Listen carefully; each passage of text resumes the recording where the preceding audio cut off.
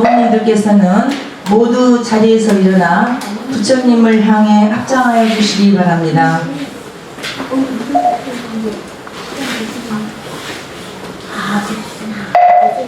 먼저 삼계이와 우리말 반야신경을 목탁에 맞춰 다 함께 봉독하겠습니다.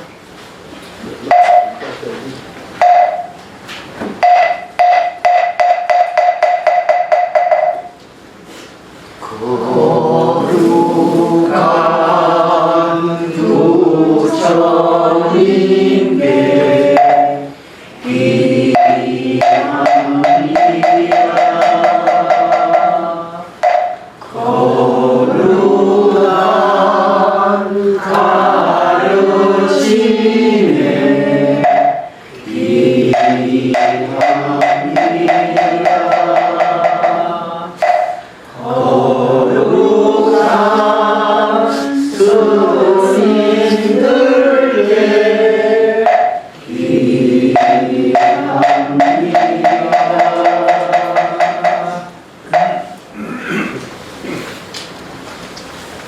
반야신경 공부하겠습니다.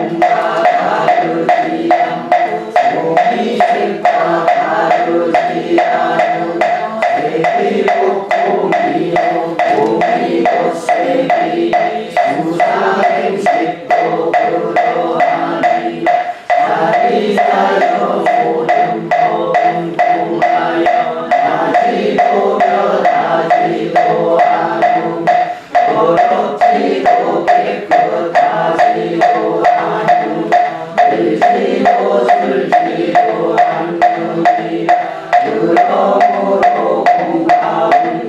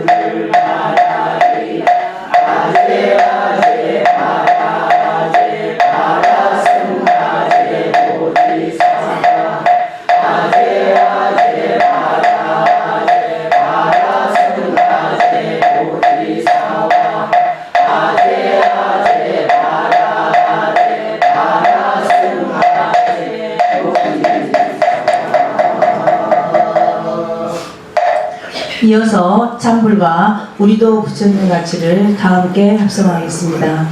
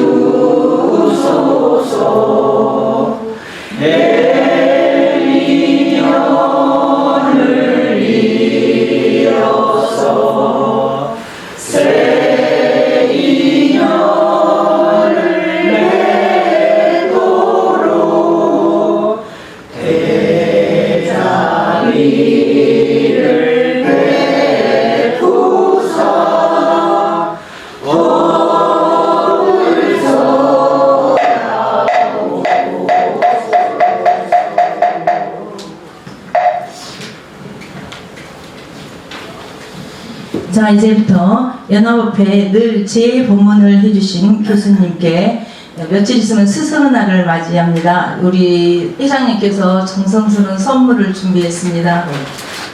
큰 박수 쳐주십시오.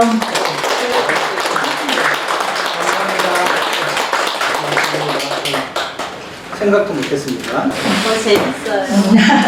잠시 법문에 앞서 우리의 마음을 가다듬는 입정이 있겠습니다. 죽배에 맞춰 다 함께 입정하시겠습니다.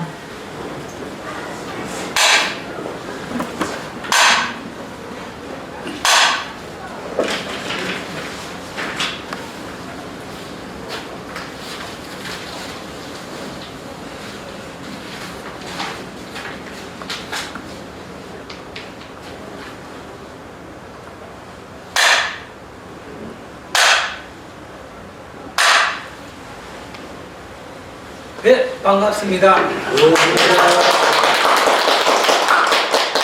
다들 잘 지내셨나요? 네. 부처님 오신 날이 바로 내일인데 무슨 날에 또 바쁜 일정 가운데 이렇게 부처님법을 함께해서 저 또한 반갑습니다. 네. 3, 4월 달은 저도 많이 바빴는데요. 5월 달부터 상대적으로 약간 한가합니다. 네, 제 친구들이 보면요, 부처님 오신 날 많이 바쁘지 않냐고 그래요. 근데 부처님 오신 날 제일 부르는 데가 없어요. 제일 반갑습니다. 교수님, 그 마이크 거기 있어요. 아, 마이크, 예, 알겠습니다. 예. 예, 재작년까지만 해도 제가 좀 가까이 지내던 스님이 근처에 저를 주지로 계셔갖고 부처님 오신 날마다 가서 봉사활동하고 그랬는데요. 다른 데 가셔갖고 이제 작년부터 약간 부처님 오신 좀 더 한가해졌습니다. 근데 올해 또 오늘 옆 근처에 있는 저 스님께서 한번 왔으면 좋겠다 그래갖고 내일은 또 거기 한번 가볼까 생각 중입니다. 작년에는 저는 그 봉암사 갔다 왔어요. 예, 봉암사가 1년에 한 번 열잖아요. 참고상으로 여러분이 봉암사 갈 때는 일찍 가지 마세요. 일찍 가면 차가 너무 많이 와갖고요. 저 밑에 차 세놓고 그 버스 올 때까지 기다려야 되고요. 그래서 봉암사를 이제 1년에 딱 한 번 여는데 찬찬히 보시려고 하면 오후에 가는 게 좋습니다. 행사 다 끝나고 가면 차가 몰고 가도 저 안쪽까지 갈 수 있습니다. 네. 그래서 일찍 가시지 마시고 다른 절에 하다가 오후에 한 3시 전으로 봉암사 가면 그때는 좀 한적하게 봉암사 전체를 이렇게 볼 수 있을 겁니다. 저도 일찍 가갖고 저 밖에 차 세워놓고 그 셔틀버스가 왔다 갔다 하더라고요. 그래서 그 타고 들어가 나올 때 보니까 이제 그래서 봉암사 올 때는 오후에 와야겠다. 이렇게 개인적으로 그렇게 생각해요. 1년 만에 한 번 열잖아요. 1년 만에 한 번 여는 절이 봉암사고 또 저 밑에 어디입니까? 은혜사 뒤에 무슨 남자죠? 비구니 스님 계십니다. 거기도 1년에 한 번 열어요. 예, 기억이 잘 안 나는데 하여튼 내일이 부처님 오신 날이고요. 불기 2569년이죠. 상식을 잠깐 말씀드리겠습니다. 우리가 올해 불기 2569년 부처님 오신 날이라고 하는데요. 불기는 부처님 가신 날을 기준으로 하는 겁니다. 부처님 가신 지 2569년 되는 날이에요. 근데 실제적으로 부처님이 가신 지 2569년이냐? 그것도 아닙니다. 예. 북쪽으로 전해진 거하고 남쪽으로 전해진 거 부처님 오신 지가 많이 다릅니다. 북쪽으로 전해진 거에 하면 부처님이 오신 지는 3000년 있는 거야.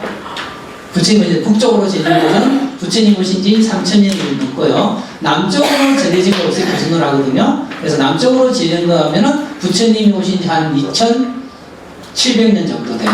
2700이 약간 안 되죠. 그래서 여러분이 가끔 고성에 있는 건봉사나 해인사 대적간골라 석축 있잖아요. 석축에 뭐 불기 써놨거든요. 그 불기 보면 2900 몇 년이에요. 100년 전에 만드는 건데 2900년으로 했습니다. 지금 불기가 2500년이잖아요. 100년 전께 더 앞서가 있어요. 그게 뭐냐면은 옛날에 북쪽으로 전해진 거하고 남쪽으로 전해진 거하고 부처님 오신 연도가 달라요. 예, 그래서 북쪽으로 전해진 것 따지면 지금 부처님 오신 지 3000년이 넘고요. 남쪽으로 전해진 거에 의하면 부처님 오신 지 한 2650년 정도 그렇게 됩니다. 그래서 이렇게 부처님 오신 연호를 다르게 사용하다가 지금부터 69년 전에, 지금 69년, 1956년인가요? 69년 전에 각 불교도 회의가 모였어요. 네팔에서 모여갖고 우리 따로따로 불교를 쓰지 말고 통일을 하자 그랬었어요. 통일을 하자 그래갖고 그 해 열린 해를 부처님 오신 지 2500년으로 하자 하고, 부처님이 가신 지 2500년 하자라고 서로 합의를 본 겁니다. 실제적인 그 연도가 아닙니다. 그래서 또 카운팅하고 지금 2569년인데, 근데 2569년도 모든 세계가 똑같은 건 아니에요. 우리나라가 한 해 앞서갑니다. 우리나라 몇 개 나라는 앞서가고 몇 개 나라는 지금 2568년이에요. 그거는 또 제가 들은 거하고 종단에서 조사한 거하고 좀 다른데, 종단에서 조사한 거는 우리가 보면 한 해의 시작이 나라마다 같은 게 아니거든요. 한 해의 시작이 나라마다 약간씩 달라요. 거기서 오는 계산법에 의해서 그렇게 됐다라고 이렇게 하고요. 그 다음에 부처님 오신 날도 나라마다 다릅니다.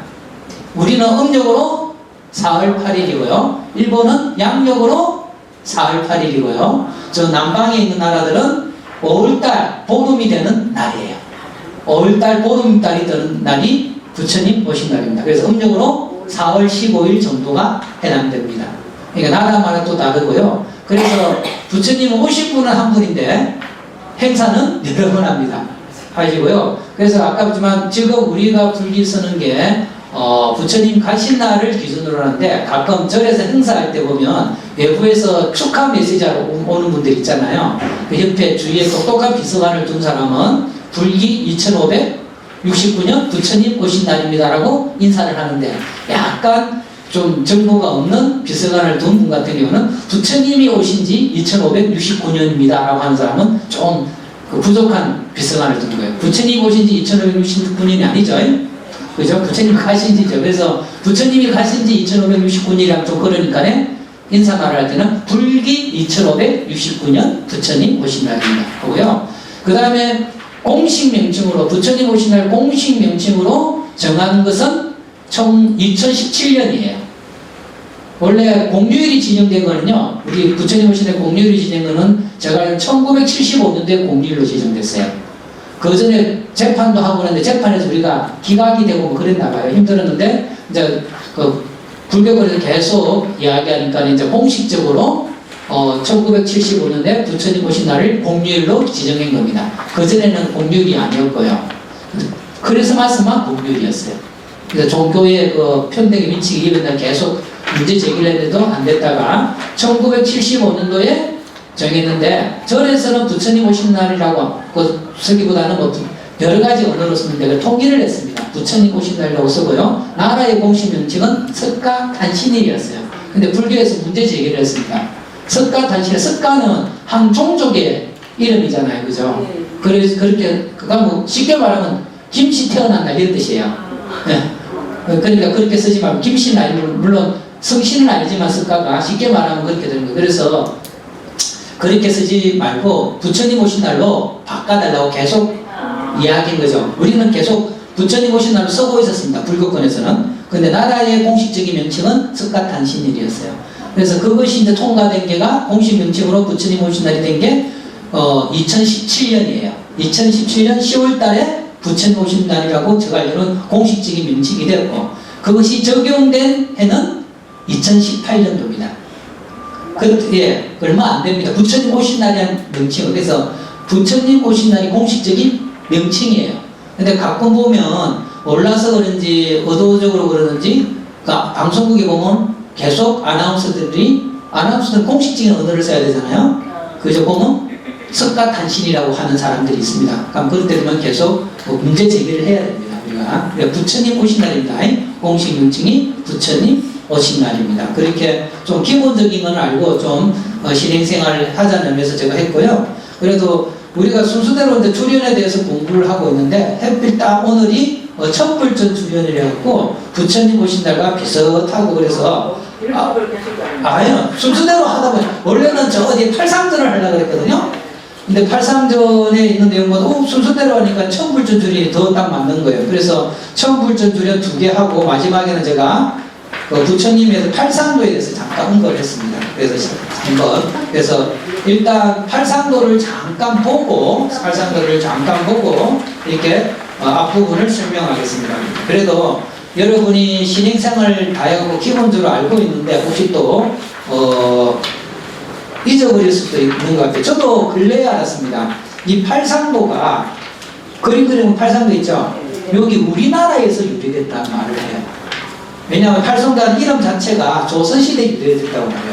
우리 조계사 법당에서 쭉 보면 부처님 밑에 그림 다 조각된 거 아시죠? 그죠? 8개 넘잖아요. 그림 8개가 넘어요.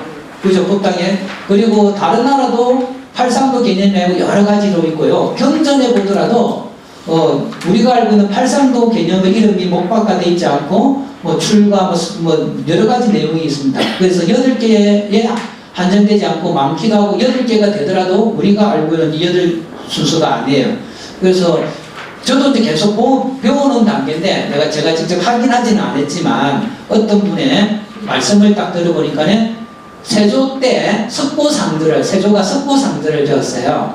그때부터 팔상도가 정립됐다라고 해요. 물론 그전에도 부처님에 관련된 그 전기를 그림으로 그린 걸 불전도라거든요. 불전도에 여러 가지 있었는데 팔상도라는 이름으로 이렇게 도솔레이산, 비랑강생산, 사문용관산, 유성출가산, 설산수도산, 수화항마산, 노근적법상 이렇게 딱 적혀진 것은 세조 때 그 석부상들의 근거에서 이렇게 됐다라고 이야기를 하더라고요. 좀 더 제가 좀 살펴봐야겠지만 그래서 저는 당연히 그 이전에부터 있었는 줄 알았는데 그게 아니고 우리나라에서 시작됐다라고 이렇게 이야기를 하십니다. 물론 부처님 일대기와 관련된 그림은 우리나라에만 있는 게 아닙니다.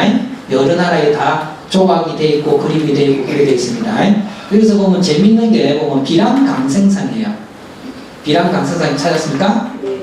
룸빈입니다. 룸빈이. 네, 룸빈. 비랑이 룸빈이에요. 룸빈이를 했는데 이것도 제가 한때 들었는데 저도 깜빡을 해서 기억이 안 나는데 그 근래에 또 자료를 보니까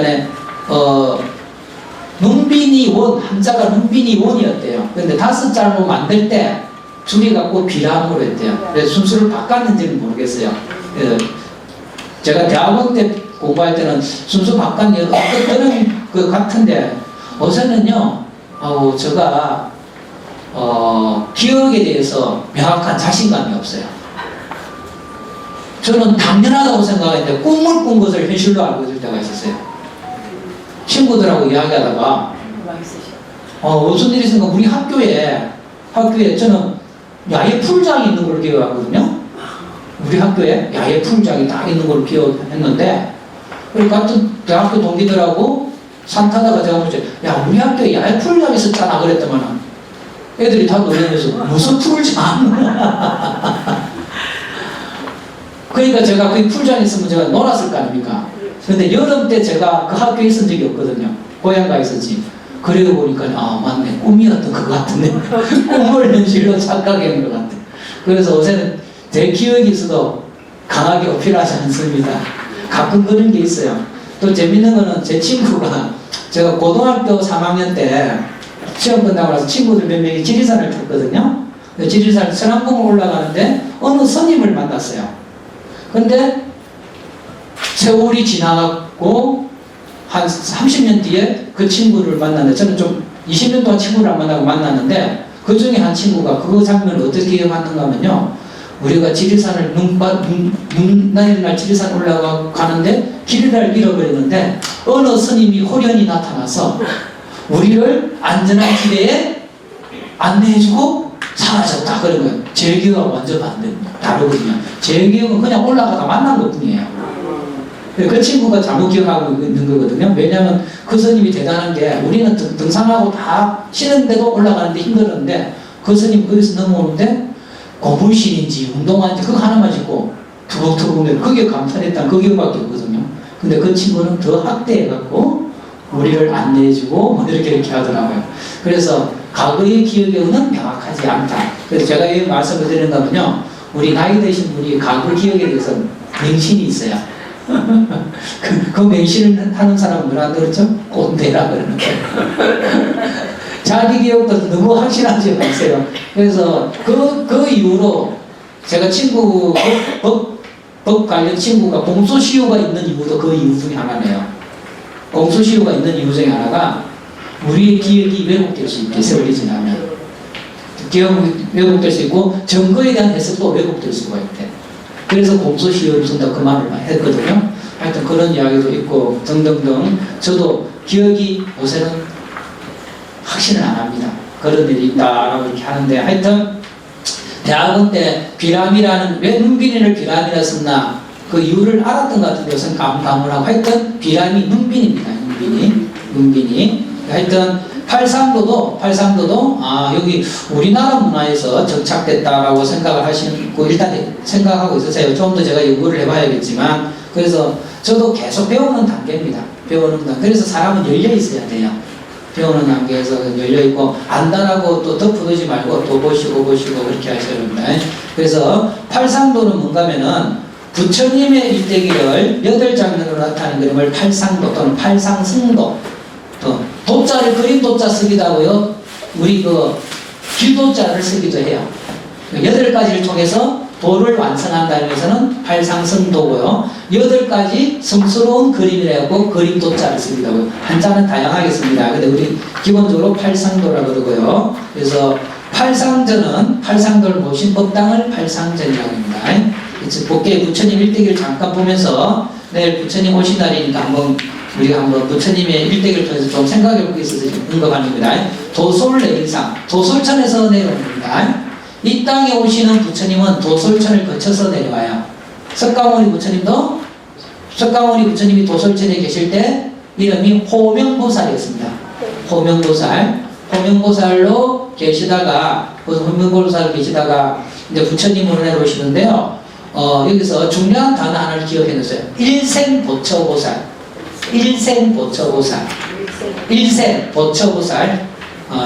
한 생을 더 받으면 부처님이 되는 보살을 일생보처보살입니다. 우리가 만약에 극락에 태어나잖아요, 그죠? 극락에서 부처님이 안 돼요. 한 세계는 한 부처님입니다. 한 세계는 한 부처님이기 때문에 극락에서 부처님이 되는 게 아니고 일생 보초보살이 되어갖고 부처님 되기 일보 직전에 능력을 갖춘 분입니다. 그래서 본인이 원하는 곳에 가서 불국토를 만들어요. 그래서 한 번 더 태어나거나 한 번 더 그 공간을 옮겨야 돼요. 유일보살을 일생보초보살입니다. 일생보초보살. 한 생을 더 받는다. 이 보자가 도울보자 또는 건데 일생보초보살인데 가령 도솔천에 계셨던 호명보살, 도솔천에 계신 미륵보살이 거기서 부처님이 되는 게 아니잖아요. 그래서 거기 있다가 사바세에게 내려가고 한 번 더 몸을 받고 부처님이 되죠. 이런 경우를 일생보초보살이라고 합니다. 그럼 일생보초보살은 업으로 인해서 태어나는 게 아니에요. 업으로 인해서 태어나는 게 아니고 본인이 태어난 것을 본인이 원해서 태어납니다. 그걸 원생이라고 해요.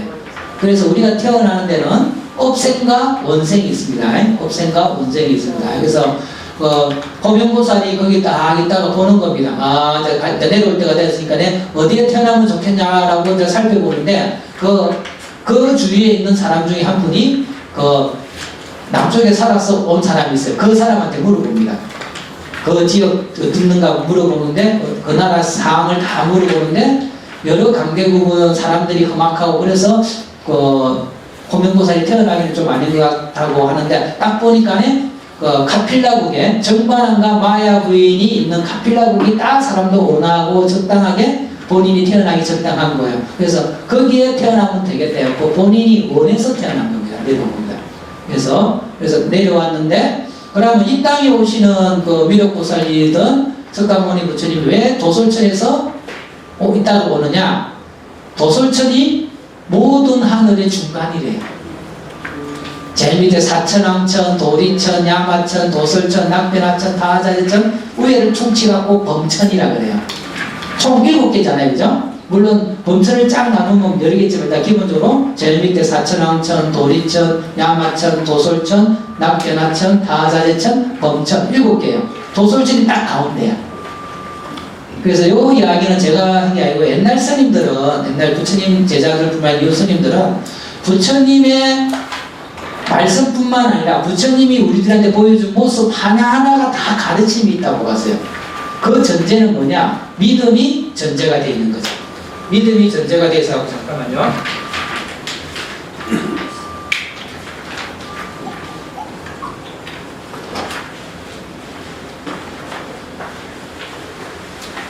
왜 도철선에서 오셨나가 스님들 나름대로 이렇게 이제 뜻을 담아보는 겁니다. 그래서 불교는 치우침을 경계하잖아요. 자, 치우침을 경계하기 때문에 물론 불교계의 중도가 산술평면적인 딱 중앙을 말하는 게 아닙니다. 불교의 중도는 정도를 말해요. 그러니까 왼쪽 것이 바른 길일 수 있고 오른쪽 것이 바른 길일 수 있습니다.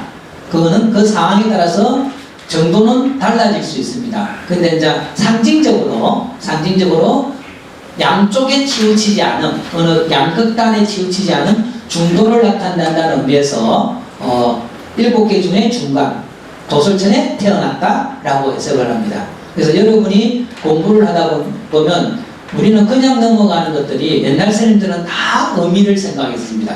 우리 반야신경에 올 때 왜 아니 비 설시 니냐 순서가 왜 그렇게 됐느냐? 위에서부터 아래로.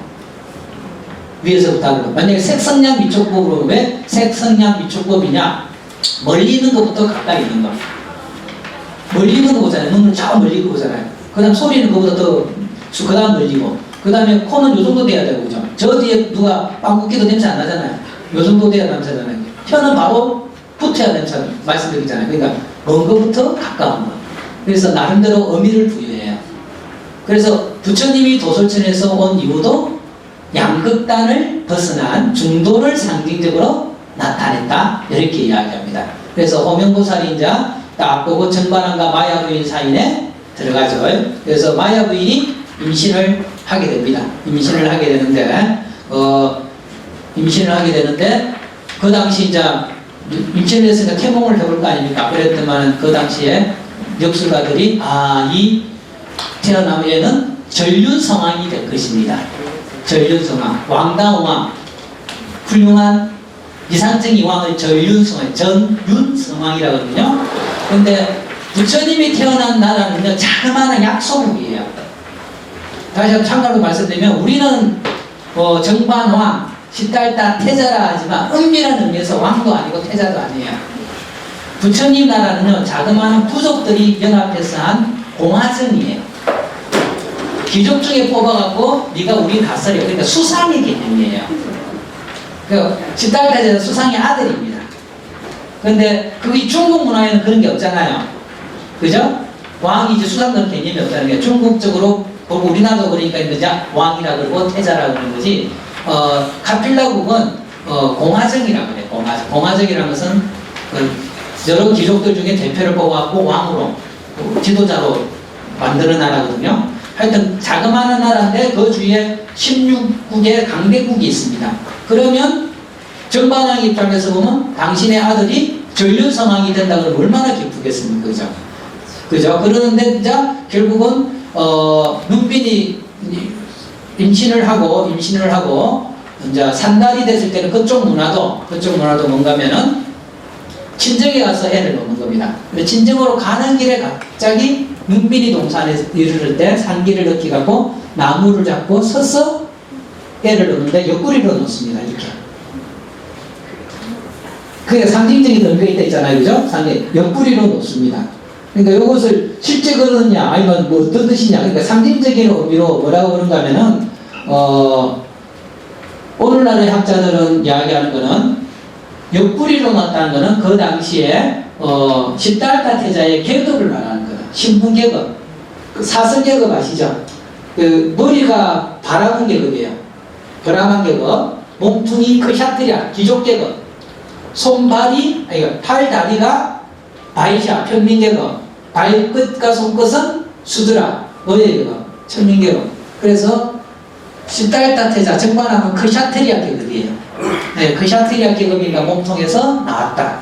이렇게 또 이야기하고, 이거는 근래 학자들이 하는 말이고요. 옛날에는 왜 옆구리에서 나왔냐 그러면 그렇게 부처님이 그렇게 훌륭하신 부처님이 그렇게 훌륭한 부처님 우리 인간들처럼 그렇게 그런 곳에서 놓을 수가 없다. 그래서 옆구리로 나왔다고 이렇게 이야기를 하고요. 그다음에 이제 요거는 이제 재밌는 우스갯소리인데요. 갑자기 상달이 안 되는데 갑자기 복통이 나가고 급한 마음에 제왕절개 수술을 했다. 근데 야매로 하는 바람에 출혈이 심해갖고 마야 부인이 7일 만에 돌아가셨다. 이렇게 또 이야기해요. 야매로 하는 바람에. 이건 우스갯소리고요. 그 다음에 왜 또 마야 부인이 7일 만에 돌아가시느냐. 그것도 옛날 스님들 이야기를 보면 그렇게 훌륭한 분이 놓은 몸에 다른 분이 잉태하면 안 된다. 그래서 마야 부인이 7일 만에 돌아가셨다. 마야 부인이 돌아가시고 어디로 갔느냐. 도리천에 계세요. 도리천. 그래서 나중에 석가모니 부처님이 깨달으시고 나서 도리천에 올라가서 마야 부인을 위해서 법을 쓰라죠. 그 기간 동안 이 사바세계 남성부주에는 석가모니 부처님이 안 계시니까 그 어떤 왕이 그러면 부처님이 도리천에 가시는 동안 우리가 그리운 마음에 불상을 조성해도 됩니까? 라고 부처님한테 물어봐요. 부처님이 허야합니다.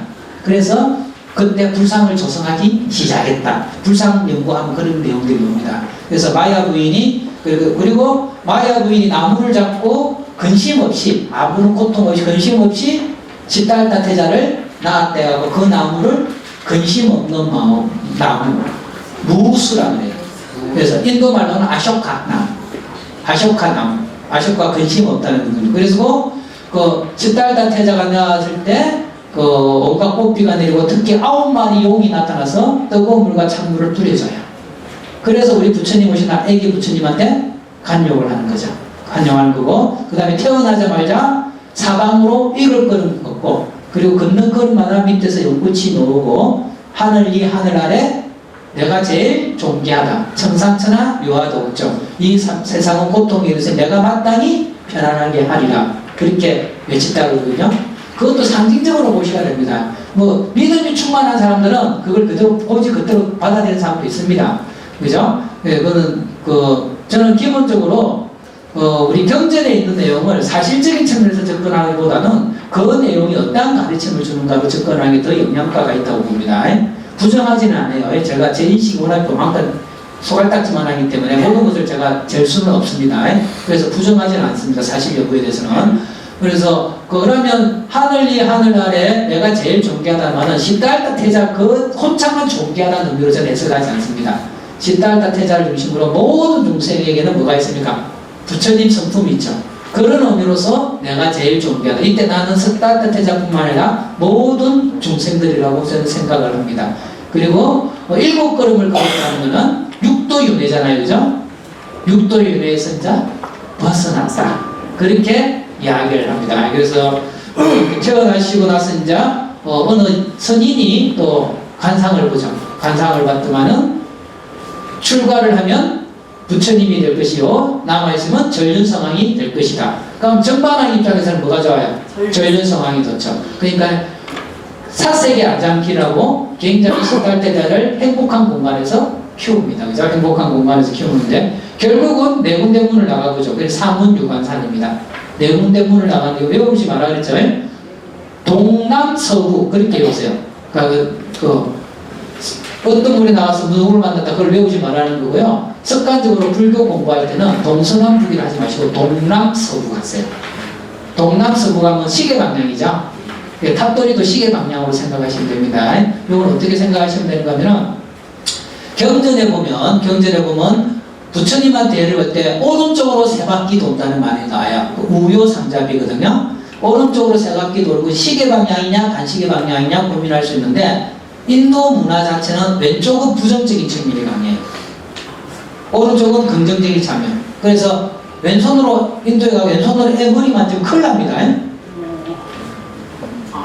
왼손으로 애 만지지 말고 머리 만지는 것 자체도 그건데 왼손으로 만지다 난리 납니다. 제가 왼손잡이라서 굉장히 조심해야 돼요. 실제 그런 일이 있었다니까요. 어느 불교대학의 교사님 저를 참 이뻐해갖고 우리 동네 사셨는데 참 이뻐해갖고 제가 30대 때였어요. 그분이 한 50대 후반에 60대 초반인데 아이고 목 교수 내하고 술 한잔 하세요. 동네에 살아갖고 그래서 제가 왼손잡이였거든요. 그렇게 귀여워하시는 거예요. 제가 본인에게 왼손으로 술을 따라준 거예요. 표정이 확 바뀌는 거예요. 어떻게 술을 왼손으로 따르냐 하면서 그전에는 목교수다 갑자기 목교수님이었죠. 가다 갑자기 그냥 하대하는 것으로 확 바뀌는 거예요. 분위기가 싹 했어요. 그때부터 제가 많이 조심하거든요. 그래서 습관적으로 왼손을 할 때 큰일 납니다. 그래서 그러면 시계 방향, 반시계 방향으로 돌면 반시계 방향 뭐 어른한테 여기 어른이고 반시계 방향 왼쪽이 어른한테 가죠. 반시계 방향으로 돌면 이제 잘 생각해 보세요. 여기가 어른이 있습니다. 시계 방향 이렇게 도는 거 반시계 방향 이러지 않습니까? 이렇게 탑벌이 이렇게 한다 했었죠. 그럼 탑이 어느 쪽이 탑에 가요? 왼쪽이 탑에 가죠. 이렇게 돌아야 오른쪽이 탑에 가죠. 그러니까 어른한테 어느 쪽이 가야 돼요? 오른쪽이 가요. 그래서 시계 방향으로 정도 생각하세요. 시계 방향. 오른쪽이 어른한테 간다. 여기 탑이라 그러면 이렇게 돌아야 되잖아요. 이렇게 시계 방향으로. 이렇게 돌아야죠. 그래야 오른쪽이 시계 방향으로. 그죠? 네, 시계 방향. 그러니까 마찬가지로 시달다 태자가 네 군데 문을 나가는 순서도 동남서북이에요. 동남서북인데 시달다 태자가 출가한 이유 중에 가장 기본적인 게 생로병사 해결하기 위해서 출가를 했죠. 생을 빼고 이왕 태어났으니까 생을 빼고 노병사를 붙이면 돼요. 노병사. 동쪽면에서 누굴 본다고요? 노인을 봐요. 남쪽면에서 아픈 사람. 서쪽면에서 죽은 사람. 노병사. 동남서북. 그리고 북쪽문에서는 누구 보냐? 인도 문화는 알게 모르게 북쪽을 좋게 봐요. 북쪽하고 서쪽을 좀 좋게 봅니다. 근데 부처님 돌아가실 때 머리가 북쪽, 시야가 서쪽이에요. 그리고 북쪽이 알게 모르게 문화고 북쪽을 좋게 봅니다. 그러니까 북쪽에서 누굴 보겠습니까? 수행자를 봐요. 동쪽문에 나왔고 노인을 보면서 나는 지금 젊었지만 나는 언젠가는 저렇게 나이가 될 것이다. 고민을 합니다. 남쪽문에 아픈 사람 보면서 나는 지금 건강하지만 나도 언젠가는 지금 아플 것이다. 고민을 합니다. 서쪽문에 나오고 죽은 사람 보고 나는 지금 살았지만 언젠가는 나도 주위 사람과 이별할 것이다. 고민을 합니다. 그렇게 고민을 하고 있다가 굉장히 사색에 빠져 있다가 북쪽문에 나오니까 저같이 얼굴빨이 좋은 사람입니다. 아니 저 사람은 왜 그리 얼굴이 편안하지? 당신은 누구십니까? 저는 수행자입니다. 라고 해서 수행을 결심을 합니다. 그것은 사문유관상이에요. 사문유관. 그러니까 내가 어떤 분이 나와 누구 만나고 이럴 필요 없죠. 그죠? 동남서북. 그래서 불교 문화를 이해할 때는 동남서북 문화로 알고 있으면 이해하는 데 많은 도움이 됩니다. 그래서 결국은 출가를 하는 게 유성출가상입니다. 뛰어넘을 유자예요. 여기. 성을 뛰어넘어서 출가한다. 유성출가상. 성을 뛰어넘어서 출가를 하죠. 출가를 하고 같이 왔던 마부한테 자기의 옷을 하고 모든 걸 다 주고 너는 집에 가서 나의 출가를 알리라고 그러죠. 머리를 자르고. 그래서 유성출가상. 그리고 나서 이제 수행이 들어갑니다. 설산수도상이잖아요. 그죠? 요거는 우리 중국 문화, 우리 문화가 다른 거예요. 부처님은 눈 밑에서 수행한 적이 없습니다. 부처님의 나라는 따뜻한 나라예요. 따뜻한 나라입니다. 눈 밑에서 수행한 게 아닙니다. 근데 번역을 설산이라고 번역해 놓으니까 그림도 눈 맞으면서 수행하는 걸 수 있죠. 아닙니다. 부처님은 눈하고 상관없습니다. 저기 히말라야산을 배경으로 설산이라고 했는데 부처님은 전혀 눈하고 상관없습니다. 하여튼 6년 동안 수행을 합니다. 그게 설산 수도산이고요. 그리고 나중에 이제 결국은 여러 가지 수행을 하다가 어릴 때 생각했던 수행을 잠깐 생각하고 나무 밑에서 파필라 나무라고 하는 나무 밑에서 이제 용맹전진이 들어갑니다. 그래서 깨닫기 일보 직전에 마왕 파순이 와서 방해를 하거나 자기 마왕 파순의 딸 3명이 와서 방해하거나 군대가 와서 방해하는 그걸 다 극복하고 결국 마왕이 와서 깐죽거립니다. 깐죽거리다가 부처님이 여런저런 이야기하다가 그래 마왕이다. 그래 네 말 잘했다. 전생에 업이 있어야 뭐 된다며. 전생에 네가 무슨 수행한 공덕이 있다고 부처님이 되려고 그러느냐. 그랬다면 이제 곧 부처님이 되실 분이니까 당신이 안 나서고 이렇게 선정중에 있다가 땅을 가리킵니다. 항마촉진, 그죠? 마구니를 항복시켜 땅을 가리키면서 지신이여 내가 수많은 세월 동안 수행한 공덕이 있음을 그대가 증명해 보여라. 그래서 땅이 진동을 하죠. 거기 마구니를 항복시키기 위해서 땅을 가리켰다 해서 항마촉진이에요.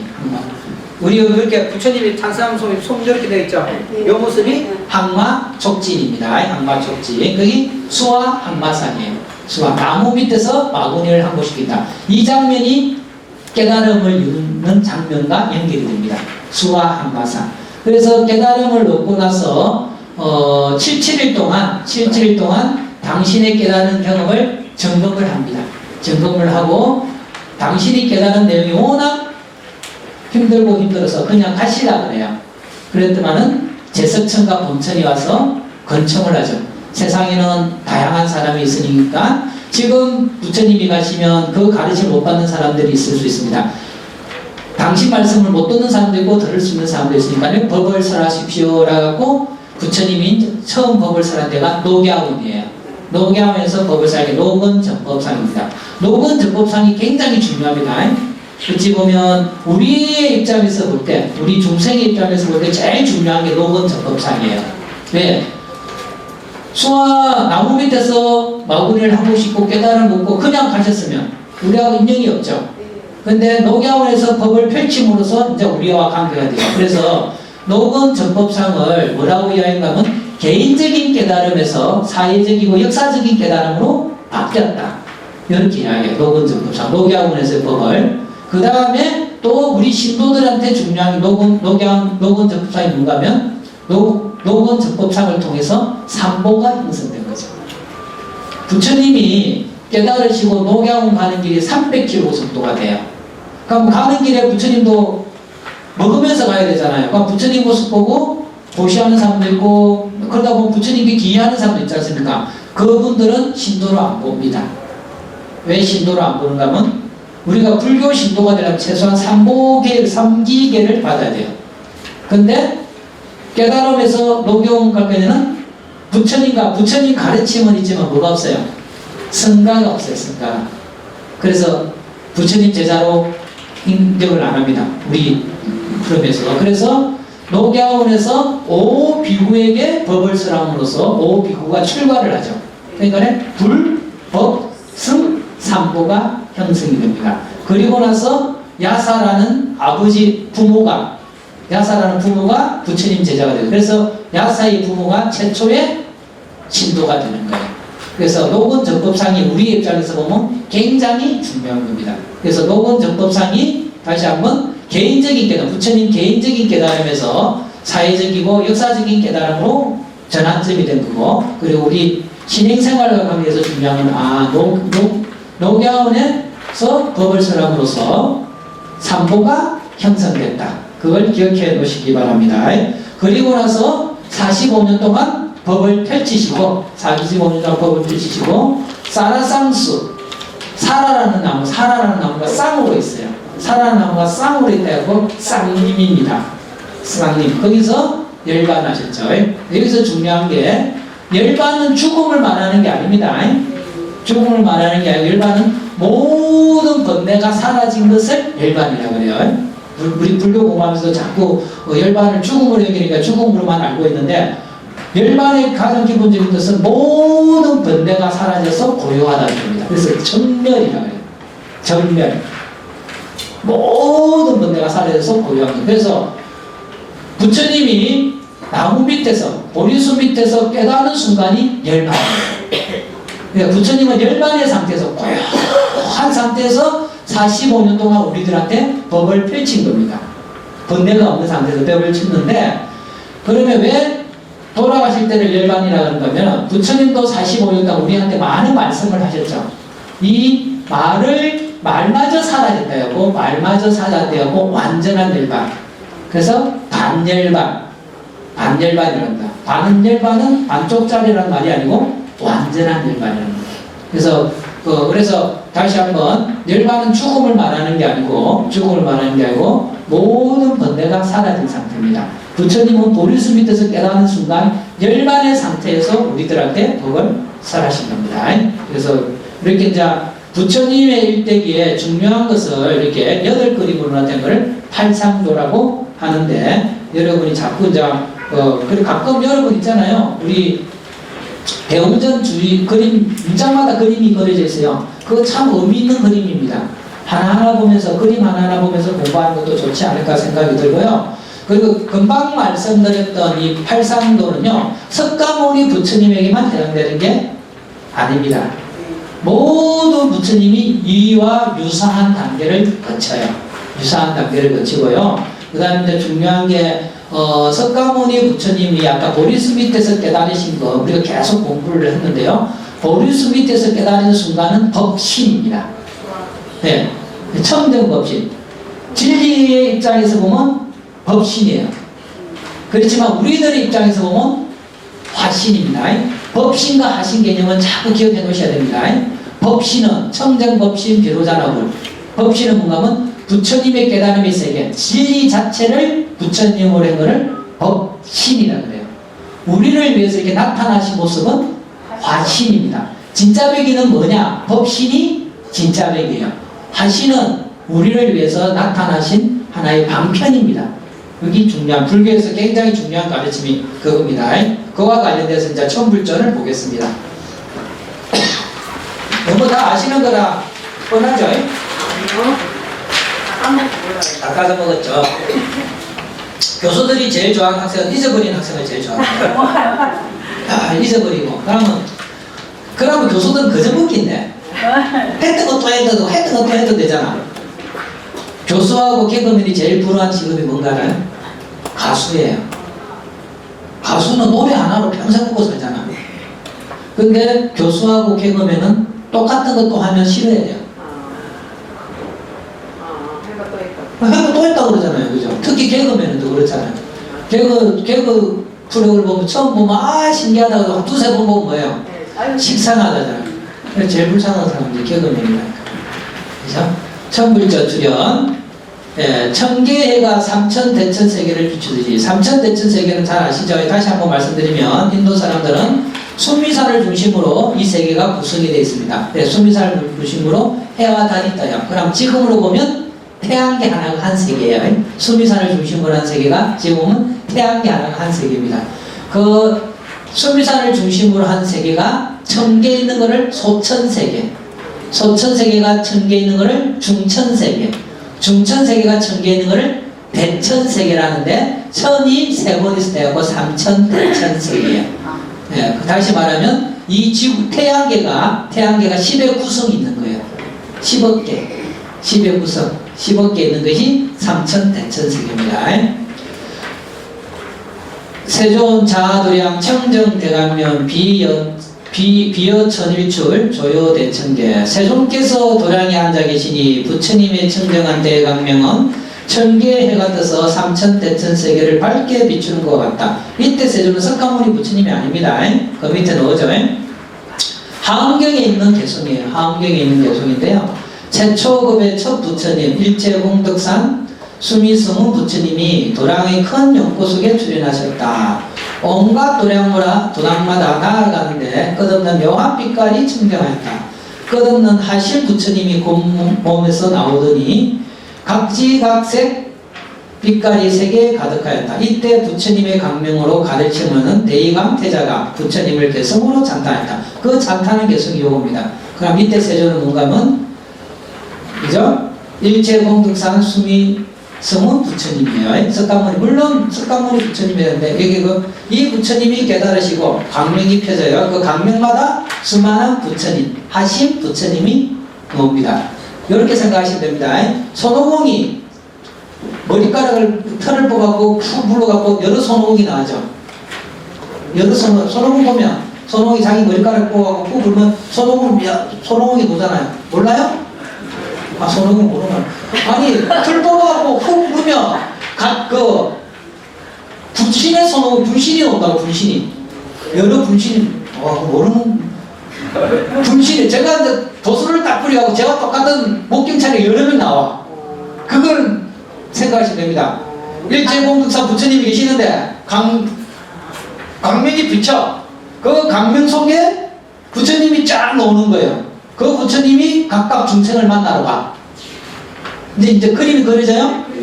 그러면 소명도 그래. 소명도 싸울 때 팍 하고 여러 적들하고 싸울 때 머리카락 하나 뽑아고 털인가요? 털 하나 뽑아고 푹 부르면 여러 손오공이 나오거든요.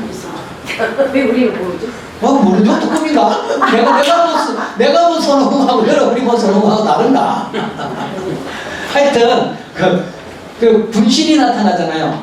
그러면 진짜 배기는 뭐예요? 원래 부처님이죠. 원래 손오공이 부처님이죠. 손오공이 털로 만든 거는 참이 아니죠. 그러니까 지금 일제공덕산 부처님에서 강명이 퍼졌어. 거기서 강명마다 부처님이 나왔어. 그럼 강명마다 놓은 부처님은 참이에요, 참이 아니에요? 그 중에 하나가 석가모니 부처님이에요. 그래서 불교가 위대하다는 거예요. 우리 눈에 보이는 부처님은 진짜 배기가 아니에요. 그걸 경전에서 뭔가 하면 안일비자의 참진자 비진이라 그래요. 우리 눈에 보이는 거는 속지 말라고 옛날 스님들도 그랬잖아요. 우리 중생을 제도하기 위해서 방편으로 나타난 거예요. 방편으로. 근데 그 방편이 없으면 우리는 진짜 배기를 못 가. 그런 의미에서 진짜 배기 아닌 그분들도 우리들한테는 언니가 있어요. 네, 그렇죠. 그래서 불교에는 방편이라는 용어와 하시라는 용어가 굉장히 중요한 게요. 우리는 여기 있는 부처님도 우상이라고 해서 우상이 아닙니다. 우리 입장에서 우리가 접근하는 이분을 통해서 진짜 배기를 찾아가는 거죠. 그럼 누구 때문에 진짜 배기를 찾았어요? 이분 때문에 찾았죠. 이 불상 때문에. 그럼 이 불상은 우리를 위해서 나타나신 하신 부처님이에요. 그럼 우상이 아니죠. 그래서 불교 교리를 공부하다 보면 불교처럼 진짜 대단한 게 없습니다. 우리 보고 우상 숭배하는데요. 불교는 철저하게 밑바닥부터 부정합니다. 석가모니 부처님도 참이 아니라고 하는 종교인데 교회나 다른 데 가고 예수님도 참이 아니다 그러면 어떻게 됩니까? 큰일 나죠. 불교에서 전혀 안 큰일 나. 이 정도의 불교예요. 그러니까 우리 눈에 보이는 거는 진짜 배기가 아니에요. 그러니까 이렇게 생각하시면 됩니다. 우리가 산을 오르는데 여행 가는데 가이드가 있죠. 가이드가 있으면 든든하죠. 네. 우리 눈에 보이는 하신 부처님은 가이드예요. 우리를 안내해주는 가이드입니다. 기도 중에 나타나는 간센보살은 치어리더예요. 응원해주는 겁니다. 야, 니 기도 잘하고 있어. 열심히 해. 응원해주는 겁니다. 그 자체가 목적지가 아니에요. 목적지가 아닙니다. 이거는 그래서 좀 있으면 나오겠지만, 그래서 보면 천불전에는 천분의 부처님을 모신다. 천은 딱 떨어진 천이 아니다. 많다는 천이다. 천분 조금 넘는 부처님 모신 천불전도 있고, 삼천부 만분을 모신 삼천불전 만불전도 있다. 금방 읽었듯이 끝없는 하시 부처님이 그 몸에서 나오니 하였듯이 천불전 부처님은 중생의 근기에 맞게 나타나신 하시 부처님이다. 그 각각의 중생에 맞게끔 나타나는 맞춤형 가이드예요. 맞춤형 가이드. 그러니까 이 하시 부처님을 통해서 우리는 어디로 가야 돼요? 법신으로. 법신. 우리가 저 일본이나 중국에 나 우리나라나 어디 가려고 가이드를 두는데 그 목적지를 가야지 가이드라고 놀면 안 되잖아요. 가이드는 가이드예요. 이 가이드를 통해서 목적지. 그러니까 우리의 목적지는 뭐냐? 법신이에요. 법신. 그래서 천불전이나 만불전의 중심 부처님이 요 부처님, 비로자나 부처님. 사실 비로자나 부처님도 모습을 드러낼 수가 없어요. 그런데 우리 중생을 해서 모습을 드러낸 그 불상으로 조성했을 뿐입니다. 그래서 요걸 잘 아셔야 됩니다. 그래서 그 다음 게 더 중요한 내용이에요. 그 다음 거 보면 이제 하신 부처님의 뜻이 명확하게 드러납니다. 중생을 위해 천분의 부처님이 나타나시다. 보면 법신 편만 백억계 조방 금생 조이천 응물 현영 당적을 채운 정자 보려대 법신은 백억세계에 두루 가득하여 금빛을 연로와 인간과 하늘에 비춥니다. 이 말은 뭔가 하면요, 법신은 뭐라 그랬죠? 진리 그 자체.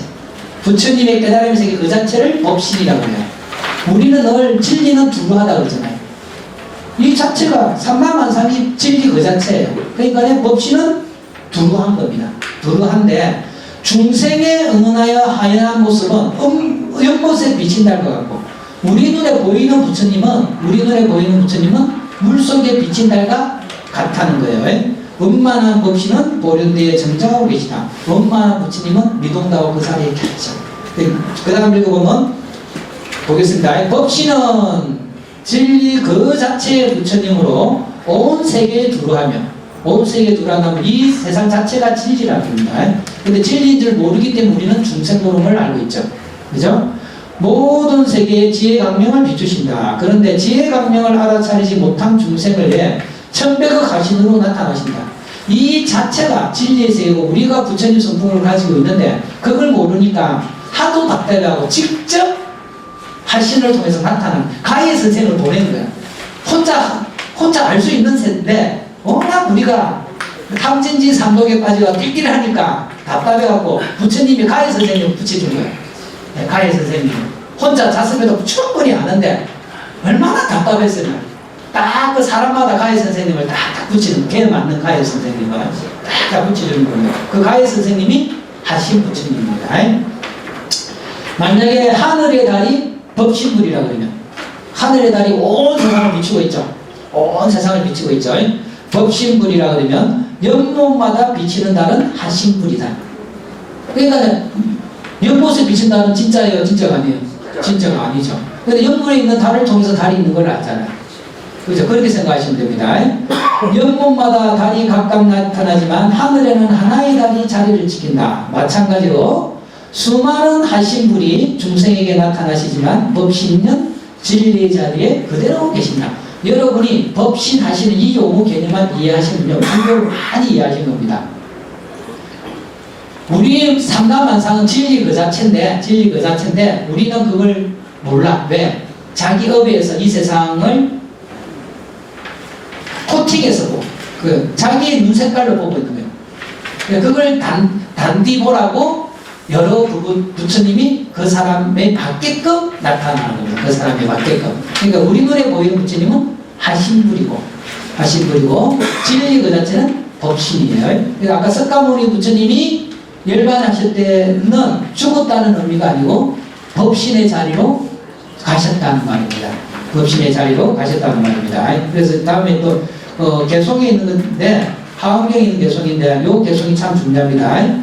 불신 충만 어복계 보현일체 중생전 수염부가 미부주 이양처차 보리자.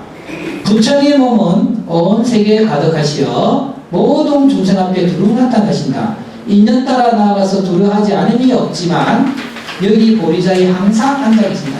보리자에 항상 앉아 계신다는 말은 일체 차별 없는 진리의 세계에 있다는 겁니다. 그러니까 석가모니 부처님 예를 들게요.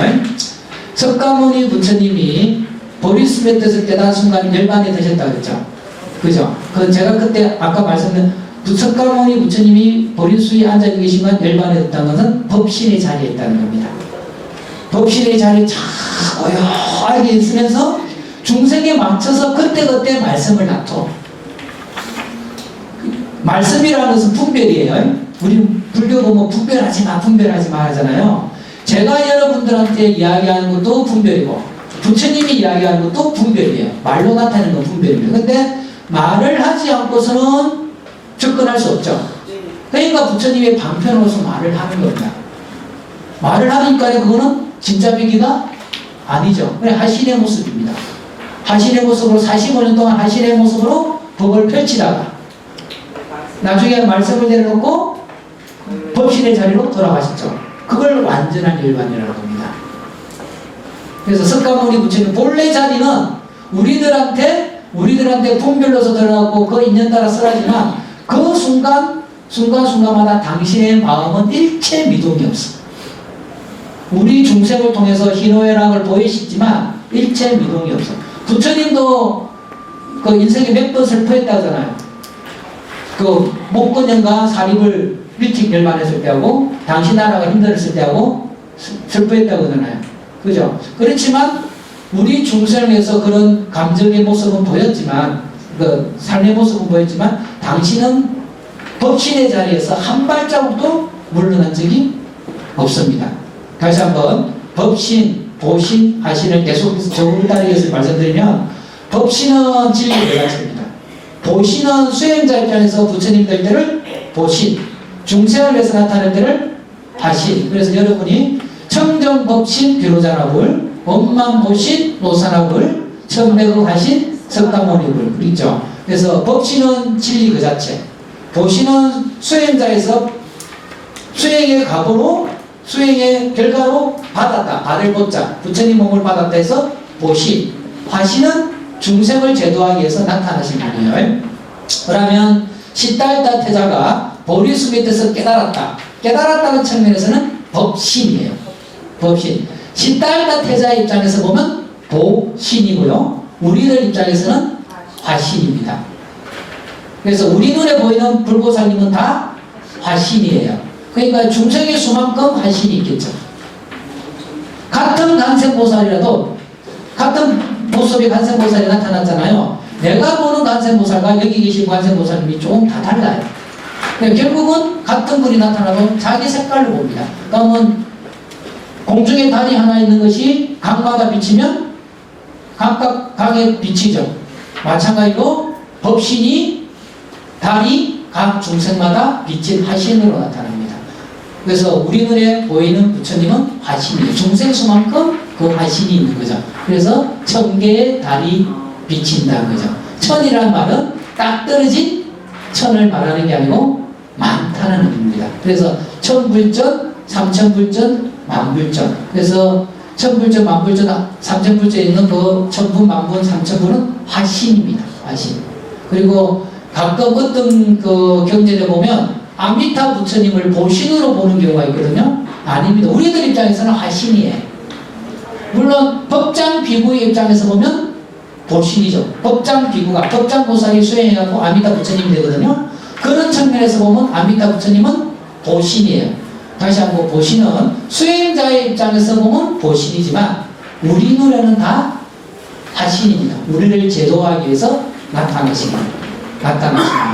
그래서 그 하신 부처님을 통해서 우리가 어디로 다가가느냐? 법신으로 다가가죠. 법신. 계속 반복해서 또 말씀을 드리면 모든 세계에는 한 부처님입니다. 한 부처님이고 그리고 각각 세계에 여러 부처님이 있는데 오늘날 입장에서 보면 석가모니 부처님은 우리 담임 부처님이었어요. 근데 담임 부처님이 가셨어. 지금 담임이 없어. 그럼 담임이 없으면 임시담임이 있어야 되죠.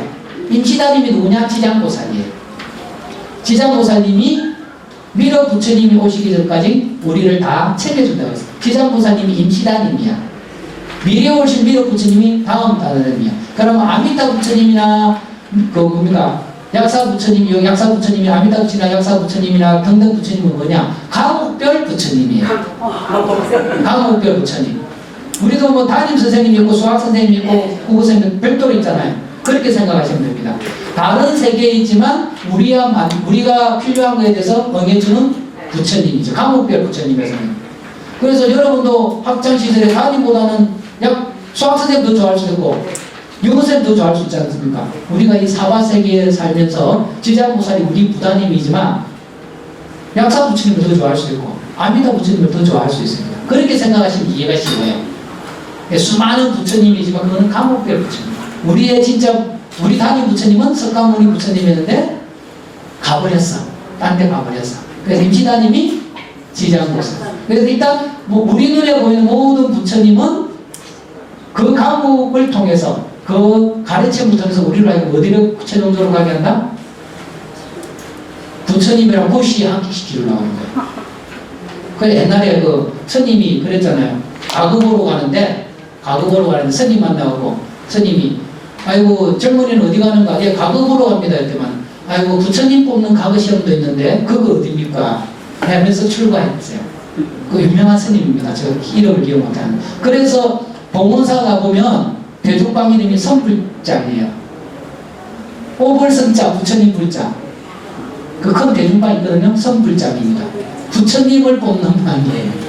부처님을 뽑는 방. 예, 그렇게 생각하시고 하여튼 천불전의 많은 부처님은 우리 중생을 제도하기 위해서 낮추신 하신 부처님. 그래서 중생의 근기가 중생의 예와 요구가 워낙 다양하니까 거기에 맞는 부처님들이 나타나신다. 그래서 여러분이 약사 부처님을 통해서 마음이 편해지면 그게 장대이고 아미타 부처님을 통해서 마음이 편해지면 그게 장대입니다. 네 부처님만이 최고다 하는 생각은 자기 아집이에요. 내가 좋아하는 부처님 있으면 다른 사람 좋아하는 부처님. 마찬가지로 경전도 마찬가지입니다. 이 경전만이 최고다는 생각을 해봐야 돼요. 예.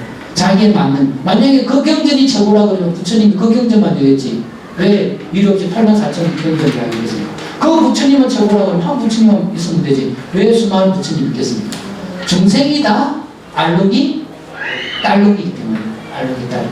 그렇게 생각하시고 그런 관점에서 볼 때 모든 사람을 이해하는 방법으로 우리 신행생활을 했으면 좋겠습니다. 하여튼 내일은 부처님 오신 날입니다. 부처님 오신 날 행복하시고요. 이 땅에 오신 부처님의 뜻을 한번 생각해 보시면서 우리도 부처님 복을 닮아갔으면 합니다. 이것으로 마치겠습니다. 자, 소중하고 귀하신 말씀을 해주신 우리 목경찬 교수님께 다시 한번 큰 박수 부탁드립니다.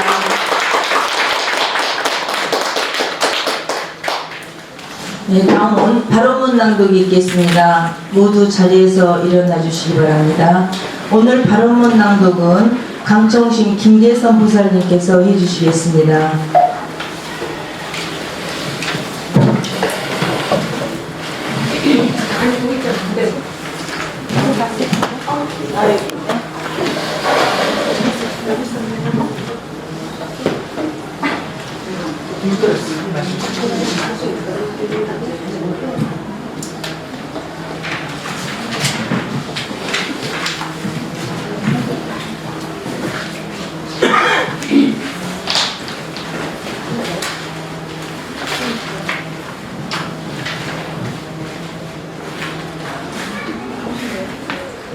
네, 발언문. 거룩하신 부처님, 한량없는 지혜와 자비로 중생을 보살펴 주시는 부처님, 탐내는 마음, 하내는 마음, 어리석은 마음으로 알게 모르게 지은 죄와 좋다 싫다 분별하며 살아온 지난날의 허물을 참회하옵니다. 지금까지 살아오면서 맺어온 모든 인연들에게 감사하며 우리도 부처님같이 살아가고자 이 자리에 함께하였습니다. 모든 것은 마음이 짓는 대로 이루어진다는 부처님의 가르침에 따라 서로에게 도움을 주고 조계사와 연합팀에 도움을 주는 지혜로운 불자로 정진할 것을 서원합니다. 이 자리에 함께한 우리 모두의 서원을 모아 온 나라를 불국토로 장엄하고 부처님의 향기가 세상 모든 곳으로 퍼져나가 다 함께 화합하고 평화롭기를 기도드리오니 이 서원을 실천할 수 있는 용기를 주시옵소서. 천신과 인간의 사성이시며 더없이 존귀하신 부처님, 오늘 이 모임에 함께한 공덕을 일체 중생의 행복과 성불을 위하여 회항하오며 조계사 연화팀이 힘차게 발전하기를 합장 발언하오니 가피를 내려 주시옵소서. 거룩하신 부처님께 기명 정례하옵니다. 나무 석가모니불, 나무 석가모니불, 나무 시아본사 석가모니불.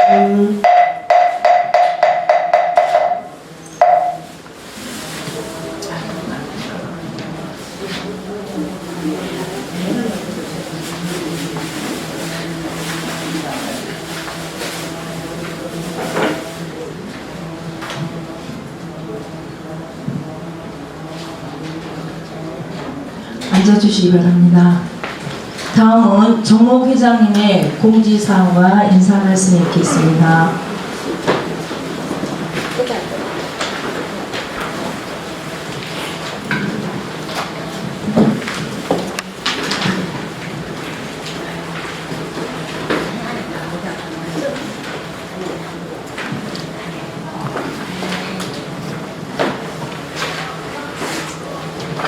안녕하세요.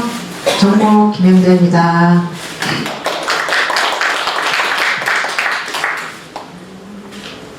많이 오셨네. 처음에 시작할 때는 몇 분 안 되셔가지고 되게 좀 걱정됐었거든요. 이렇게 황금 같은 시간에 연휴에 이런 이모저모 감사의 달로 효도 받으러 가시고 효도 챙기시러 가시고 하셔야 되는데 또 이렇게 와주셔서 저희 연합업회 첫째 주도 일요일 부처님과 약속 지키기 위해서 자리 동참해주셔서 너무너무 감사합니다. 또 내일이 부처님 오신 날인데 환양식 법회를 또 봉행하게 돼서 또 감회가 새롭고요. 지금 저희도 또 청보양 고문 집전님하고 3조 피아노 반주는 군법회 오늘 공식으로 참석을 못 하셨어요.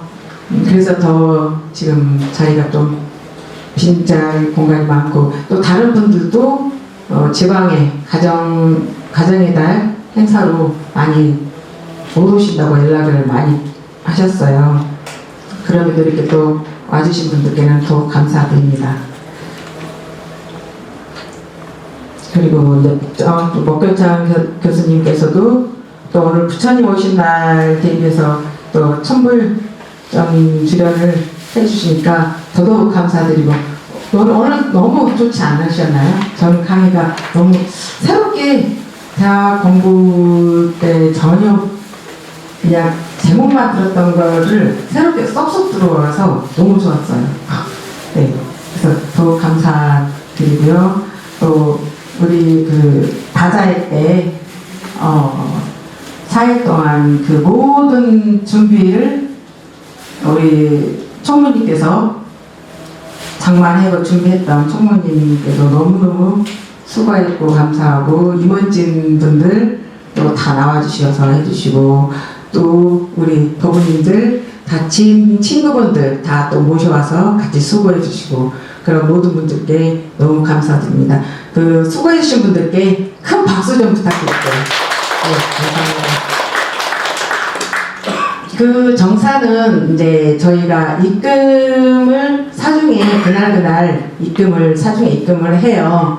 그 다음에 이제 그 영수증을 청구를 하고 원금을 입금을 받은 정산 후에 다시 저희가 공지에 올릴게요. 그래서 아직 못 올려드리고 있어요. 저희가 한 수익금은 대충 총무님이랑 계산해 보니까 한 200은 된 것 같아요. 그러니까 그 200에서 저희가 또 사중에 얼마를 내야 돼요. 그걸 하고 나면 원래 저희가 그랬어요. 남은 거는 한 100만 원 정도 남아서 입금을 남아서 우리 회비에 좀 입금을 했으면 좋겠다 그 계획을 했는데 장사하면서는 사실은 재료값을 옆에 중복되지 않으려고 맛있게 한다고 뭐 해물, 오징어 그런 것도 하고 총무님께서 이제 막 고생을 했어요. 근데 그러다 보니까 좀 많이 덜 남았어요. 그래도 100만 원 정도는 된 것 같아요. 뭐 식사비 빼고 좀 했어도 그래서 많이 수고를 해주셨어요. 여러분들이 다 거기에 대해서 너무 진심으로 감사드립니다. 그래서 요령이 생겨서 내년에는 좀 더 막 우리가 일부러 뭐 미나리도 키워와서 할까 어쩌까 막 지금 그러고 있어요. 예. 아무튼 다 협조해 주시고 감사합니다. 예. 그 다음에는 이제 내일 부처님 오신 날 저희는 그 타종 항상 예년하고 똑같이 타종 질서봉사가 있어요. 오전에는 저기 대승법회가 하고요. 우리 연합팀은 1시 반부터 극락전 앞에서 모여주시면 돼요. 그 계단에서 이제 쭉 서서 타종 질서 다 그 신도분들이 다 종을 다 치게 하거든요. 그러니까 거기에 우리 질서 봉사를 하면 돼요. 그러니까 모여주시면 되고요. 비가 와도 교원 입고 해요. 예. 그러니까 점심 공양은 제가 넉넉하게 준비를 해놨으니까 도시락으로 준비를 해요. 그래서 저 준비를 다 타놓을 테니까 오셔서 드시면 돼요. 네, 사무실에 오셔서 드시면 되고요. 그리고 저희 사중에 항상 매월 전법지를 혹시 집으로 받아보시는 분들도 계실 것이고 불교대학 1층에 항상 비치가 돼 있거든요. 근데 이제 그게 팀별로 저희 사중에 팀이 엄청 많잖아요. 근데 그걸 돌아가면서 해요. 근데 그 전법지를 보면 우리 사중에 이런 팀에서는 이런 활동을 하고 있구나, 이런 활동을 하고 있구나, 그걸 보면 그 한 번을 보면 다 할 수가 있어요. 근데 좀 관심이 없으신 것 같아, 우리 연합팀은. 그죠? 그래서 근데 갑자기 연합팀에서 전법지를 써야 된다는 거예요. 그 내용을 생산하면서 한 번도 이제 안 써봤는데 그래도 해야 된다 하니까 써서 5월달 전법지는 제가 쓴 게 올라왔어요. 그래서 관심 있고 이번에는 우리 팀에서 제가 썼으니까 무슨 내용이 올라왔는지 한번 읽어보시고 관심 갖고 이번으로 인해서 조계사 사부는 이거구나. 그래서 우리 조계사 모든 팀의 활동 내용은 어떻게 하는구나. 이제 그렇게 알고 계시면 좋을 것 같아요. 근데 그렇게 조계사의 무슨 팀 관심을 가져주시면 더 훨씬 좋으시잖아요. 네. 관심을 가져주시고 어쨌든 저는 그 내용이 그냥 저희 이제 연합팀이 그냥 연세 드신 분들 그냥 어르신 분들이셔서 내용을 좀 어르신들 너무 감사합니다 그 내용으로 그냥 그렇게 좀 실었어요. 근데 거기에 그렇게 빗대나 더 들어가 있는 것 같더라고. 좀 짧았더라고. 내용을 한 2장 분량 했는데 1장으로 좀 짧았더라고요.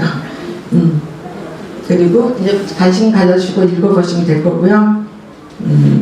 그리고 이제 성지순례. 저희가 성지순례를 셋째 주 정했잖아요. 저희가 이제 약사전으로 정했는데 고사를 정했었어요. 근데 원래는 5월 달에 부처님 오신 날이니까 화엄성중 순례를 안 해요. 사중에서. 근데 이제 워낙 지금 불이 나서 그 고문사로 또 결정을 내린 거예요. 화엄성중 넷째 주에 이미 결정이 났어요. 그러면 저희는 사중에 같이 동참을 해야 돼요. 저희가 또 따로 간다고 할 수가 없어요. 그래서 어제 이제 사무실에 가서 상의를 했는데 사중에 따라야지. 이제 그렇게 당연히 그렇게 얘기가 나오죠. 그래서 저희 그냥 넷째 주로 버스 그냥 저희 그냥 한 대로 해서 넷째 주에 공사 연합팀 버스 한 대 해서 그렇게 갔으면 하는 생각을 해요. 네? 네, 근데 이제 그거는 오늘 이제 끝나고 임원 회의 해서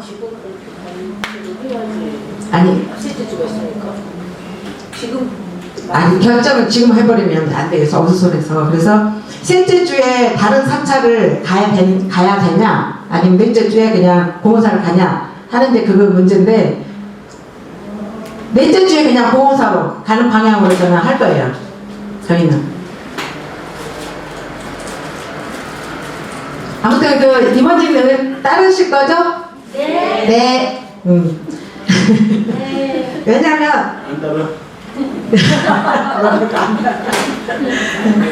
왜냐면 저희가 공사로 가기로 마음을 냈기 때문에 공사로 같이 함께 가면 더욱더 편하게 돼요. 사중에서 이렇게 함께 움직이면 저희가 5월달에 너무 고생들을 많이 했잖아요. 따로 우리끼리 가면 또 준비하고 또 뭐 임원진들 또 준비하고 고생하고 우리 총무 또 고생하고 힘드니까 사중에서 하면 버스만 대주해 주는 거하고 그냥 우리 그대로 따라가면 되니까 그래갖고 올라와서 우리끼리 그냥 저녁 식사 자리 멋지게 하면 되잖아요. 그렇게 하면 될 것 같아요. 그렇게 추진하겠습니다. 네. 이렇게 오늘 나와주셔서 너무 감사합니다. 그리고 이제 어버이날을 대비해서 제가 카네이션을 제가 별도로 준비했어요. 딱 별다리 더 큰 선물 하고 싶어도 그냥 이해해 주시고 꽃 한 송이 제가 한 송이씩 드리겠습니다. 제 마음을 드리겠습니다.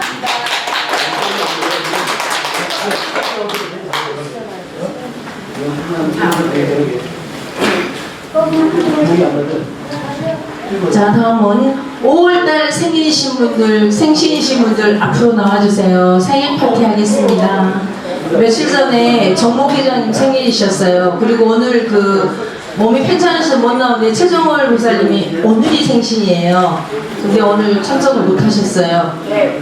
최정월 보살님이 아침에 전화 오셔갖고 생일하라 그래서 꼭 가야 되는데 못 나오신다고 전화 왔어요. 너무 여러분들한테 너무 감사하고 떡 올린 거 잘 맛있게 드시라고 전화해 주라고 했었습니다. 그리고 또 여기 김대표님이 아들 생일이라고 같이 떡 올려주셨습니다. 감사합니다. 아니 나왔어요. 생일자. 5월달 생일자 나오셔요. 저기 누구 보살 5월 생일자 나오셔요. 정모 회장님 기회요. 아니, 도끼도 걸어서 해야지. 뭐야, 누구 지켜주는데. 아니, 왜 또 아드님 거 받아. 아들 것도 받아도 돼요. 아, 네, 그러세요. 네, 그러세요. 아이고, 회장님 생일 축하합니다. 영광입니다. 건강하게 재밌게. 다 일어나야 되는 거 아니에요? 일어나서 할 거니까. 자, 우리 일어나서 생일 축하 부르고요. 카네이션 달아드릴 거거든요. 아이고, 생일 운영을 하시는 거죠? 네, 음료. 자, 생일 축하 노래 부릅니다. 시작. 생일 축하합니다. 생일 축하합니다. 사랑하는 고양이 생일 축하합니다.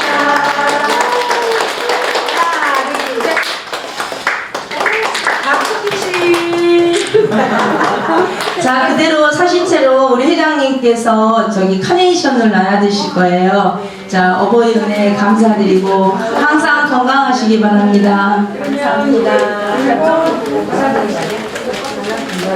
이거 하나 누가 좀 들고 따라가 주세요.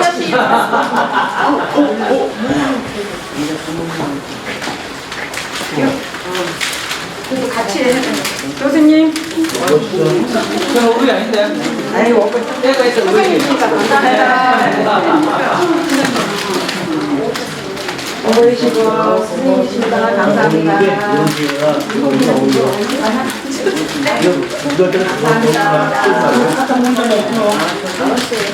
그리고 사진 찍어야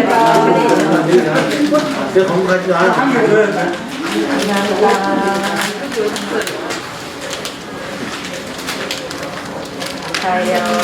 이거 어떻게 하냐? 감사합니다.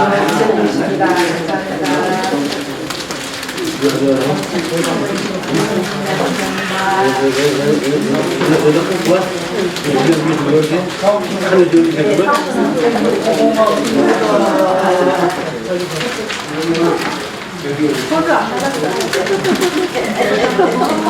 아, 저기 저 뒤에는 누구야?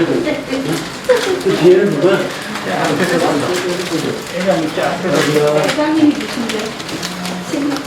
뒤에 누구야? 어느 노래? 어머니 고맙습니다.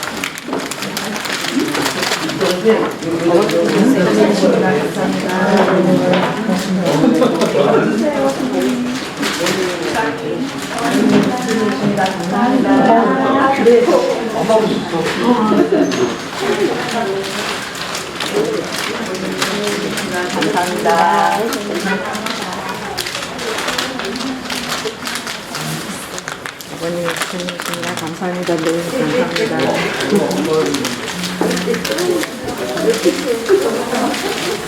감사합니다. 아이고 이뻐라. 수고하네.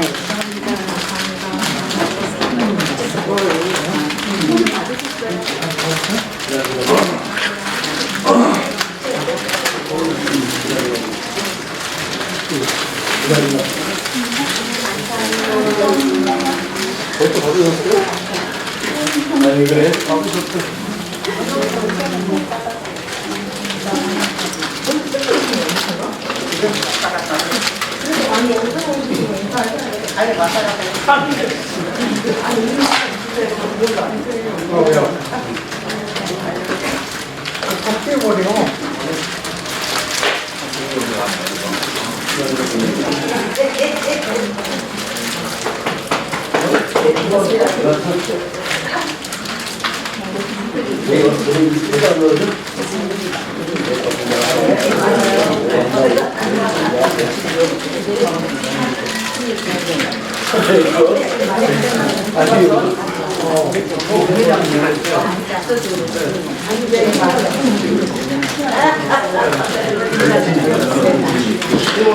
자, 오늘 하루는 모두 행복하셨으면 좋겠습니다. 자, 저기 뭐야, 카네이션을 준비해 주신 우리 정봉 회장님께 큰 박수 부탁드립니다.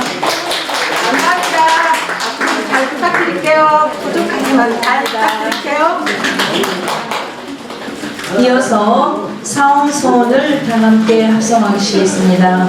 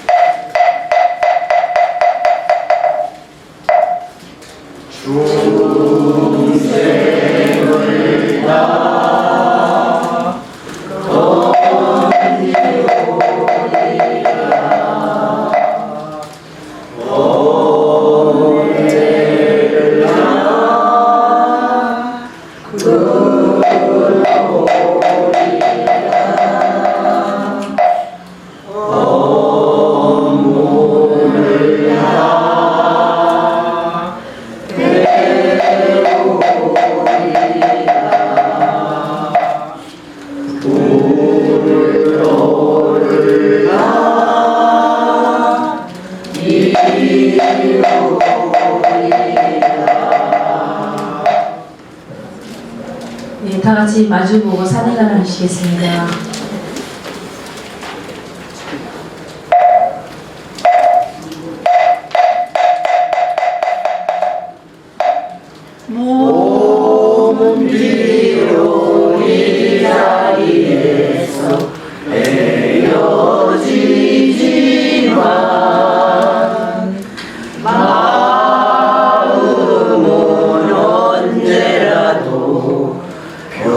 변하지 마.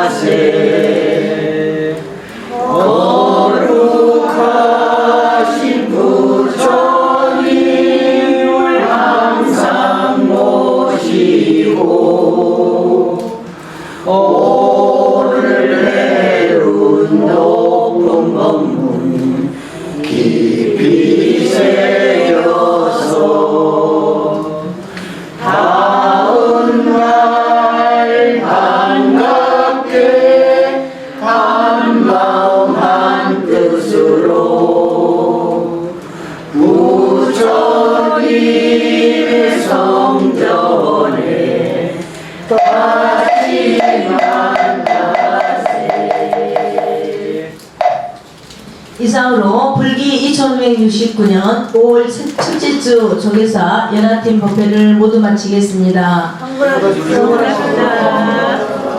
자, 단체 살량시에는 꽃을 다 들고 나오세요.